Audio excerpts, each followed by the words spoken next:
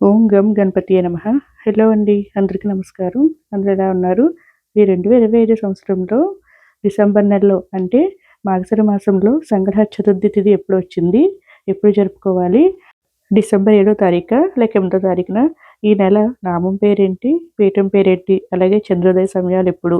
కొత్తగా ప్రారంభించే వాళ్ళు ఈ రోజున ప్రారంభించవచ్చా? అన్ని విషయాలు కూడా ఈ వీడియోలో క్లియర్‌గా తెలుసుకుందామండి. వీడియోని ఎక్కడ కూడా స్కిప్ చేయకుండా లాస్ట్ వరకు చూస్తే గనక మీకు అన్ని విషయాలు కూడా క్లియర్‌గా అర్థమవుతాయి. ఇక వీడియోలోకైతే వెళ్ళిపోదాం. మానవులకున్న అనేక కష్టాల నుంచి గట్టెక్కించే వ్రతమే ఈ సంకటహర చతుర్థి వ్రతం అండి. గణపతికి అత్యంత ప్రీతికరమైన తిథుల్లో చవితి తిథి ఒకటండి. ఈ ప్రతి నెల కూడా కృష్ణపక్షం చతుర్థి రోజు నాడు మన సంకటహర చతుర్థి వ్రతాన్ని జరుపుకుంటూ ఉంటాం.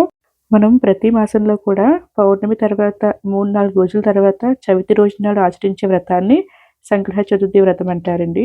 ఈ రోజు నాడు ఆదిదేవుడైన గణపతిని పూజించడం వల్ల మనకున్న సంకటాలన్నీ తొలగిపోతాయని ఒక నమ్మకం అండి. మనకి ఈ డిసెంబర్ నెలలో అంటే మార్గశిర మాసంలో సంకటహర చతుర్థి తిథి ఎప్పుడు వచ్చిందంటే మనకి డిసెంబర్ 7వ తారీఖు ఆదివారం అండి. ఈ రోజు రాత్రి 10:54 నుంచి చవితి తిథి అనేది ప్రారంభమై మనకి డిసెంబర్ 8వ తారీఖు సోమవారం రాత్రి 9:14 వరకు ఈ చవితి తిథి అనేది ఉంటుందండి. మనకి చంద్రోదయానికి ఏ తిథి అయితే ఉంటుందో చవితి తిథి ఆ రోజే మనం సంకటహర చతుర్థి వ్రతాన్ని ఆచరించాలి కాబట్టి డిసెంబర్ 8వ తారీఖు సంకటహర చతుర్థి వ్రతాన్ని మనం జరుపుకోవాలండి. మనకి చంద్రోదయ సమయం వచ్చి రాత్రి 8:16 మనకి చంద్రోదయ సమయం ప్రాంతం బట్టి మారుతూ ఉంటుందండి. ఒక్కొక్క ప్రాంతంలో ఒక్కలా ఉంటుందండి. ఈ మార్గశిర మాసంలో వచ్చే సంకటహర చతుర్థి పీఠం పేరు వచ్చి దుర్గా పీఠం అండి. నామం పేరు వచ్చి అకృత సంకటహర గణపతి అనే నామంతో పూజించాలండి.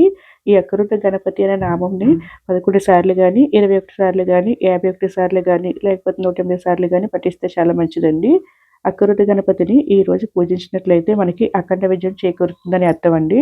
ఈ వ్రతాన్ని ఆచరించేవారు ప్రాతకాలం నిద్రలేచి తలస్నానం చేసి తర్వాత స్వామివారికి ముడుపునైతే కట్టాలండి. ముందుగా స్వామివారికి ఒక ఎర్రటి వస్త్రంలో పసుపు కుంకుమ అక్షింతలను సమర్పించి దానిలో 3 గుప్పుళ్ళు బియ్యం వేసి 2 తమలపాకులను 2 ఎండు ఖర్జూరాలను 2 వక్కలను ఉంచి దక్షిణ సమేతంగా అంటే 11 రూపాయలు కానీ 21 రూపాయలు కానీ 51 రూపాయలు కానీ లేకపోతే 108 రూపాయలు కానీ అందులో ఉంచి మనం ఏ కోరికతో అయితే ఈ వ్రతాన్ని ఆచరిస్తున్నామో ఆ కోరికను మనసులో తలుచుకుని స్వామివారికి ముడుపు అనేది కట్టి ఉంచాలండి. ఆ ముడుపును ఉదయం పూజ అంతా అయ్యాక సాయంత్రం వరకు అలాగే ఉంచాలండి. సాయంత్రం మళ్ళీ స్నానం ఆచరించి తర్వాత ఆ ముడుపులో ఉన్న బియ్యంతో బెల్లం పరమాన్నం కానీ కుడుములు కానీ ఉండ్రాలు కానీ నైవేద్యంగా చేసి స్వామివారికి సమర్పించాలండి. కొత్తగా ప్రారంభించే వాళ్ళు ఈ నెలలో ప్రారంభించవచ్చండి. ఈ మూడవ సమయంలో పూజలు వ్రతాలు అయితే కనుక చేసుకోవచ్చండి. ఈ సంకటహర చతుర్థి వ్రతం మంగళవారంతో కలిసి వస్తే ఇంకా విశేషమండి. దాన్ని అంగారక సంకటహర చతుర్థి అంటారు. ఈ రోజు నాడు ప్రారంభిస్తే కనుక ఇంకా మంచిదండి. కానీ ఇలా చాలా అరుదుగా వస్తూ ఉంటుందండి. ఈ సంకటహర చతుర్థి వ్రతాన్ని కొత్తగా ప్రారంభించే వాళ్ళు 5 నెలలు కానీ 11 నెలలు కానీ 21 నెలల పాటు తప్పకుండా ఆచరించాలండి. ఈ సంకటహర చతుర్థి వ్రతాన్ని ఆచరించేవారు ఈ రోజు నాడు స్వామివారికి తెల్ల జిల్లేడు పువ్వులతో కానీ ఎర్రటి పుష్పాలతో కానీ పూజిస్తే మంచిదండి. అలాగే గరికను ఈ రోజు తప్పకుండా స్వామివారికి సమర్పించాలి. ఈ రోజు నాడు సంకటహర స్తోత్రాన్ని 11 సార్లు కానీ 5 సార్లు కానీ 21 సార్లు కానీ చదివితే గనక మనకున్న సంకటాలన్నీ తొలగిపోతాయండి. ఆర్థిక సమస్యలతో బాధపడేవారు ఈ రోజు నాడు రుణ విమోచన గణేశ స్తోత్రాన్ని 11 సార్లు పారాయణం చేస్తే గనక ఆర్థిక ఇబ్బందుల నుంచి బయటపడతారండి. ఈ సంకటహర చతుర్థి వ్రతాన్ని ఆచరించడం వల్ల మనకున్న కష్టాలన్నీ తొలగిపోతాయండి. పిల్లలకు మంచి విద్యాబుద్ధులు ఏర్పడతాయి. ఆర్థిక ఇబ్బందులు కష్టాలు అన్నీ తొలగిపోతాయండి. సో ఇదేంటి వీడియో. 2025 డిసెంబర్ నెలలో మార్గశిర మాసంలో వచ్చే సంకటహర చతుర్థి వ్రతం ఎప్పుడు జరుపుకోవాలి, ఈ నెల పీఠం పేరు నామం పేరు చంద్రోదయ సమయాలు అన్నీ కూడా ఈ వీడియోలో క్లియర్గా అందించాను అనుకుంటున్నాను.